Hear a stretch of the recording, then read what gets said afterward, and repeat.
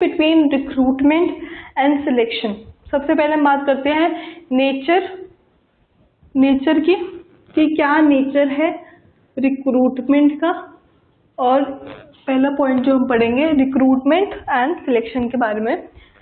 So nature, जैसे मैंने आपको प्रोसेस में बताया था कि जो रिक्रूटमेंट है वो एक पॉजिटिव प्रोसेस है,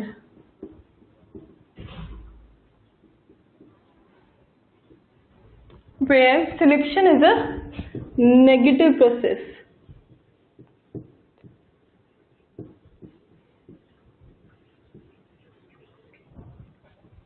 पॉजिटिव प्रोसेस क्यों है? क्योंकि रिक्रूटमेंट का जो मेन एम है लोगों को अप्लाई करवाना, apply for the jobs in an organization, कि more and more people apply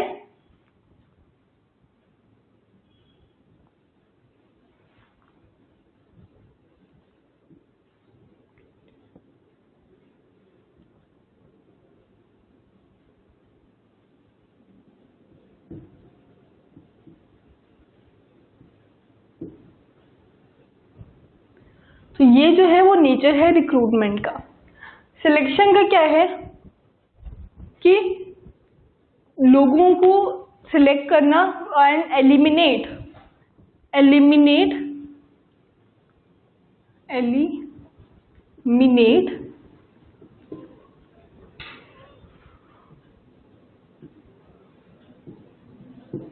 unwanted, or you can write unskilled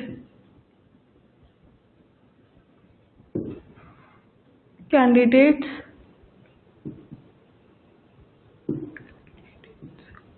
during various stages at the time of selection.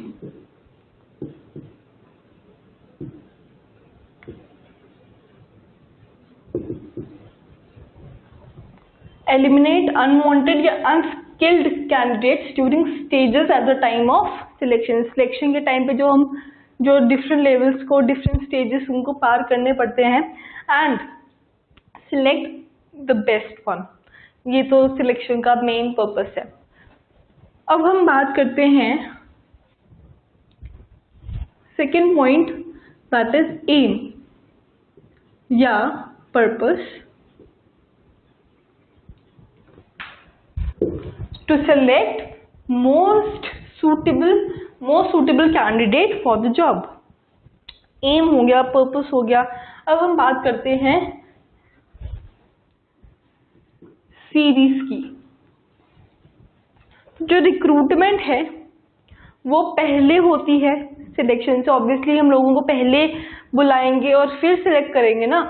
So recruitment is done before selection, and this process is done after recruitment.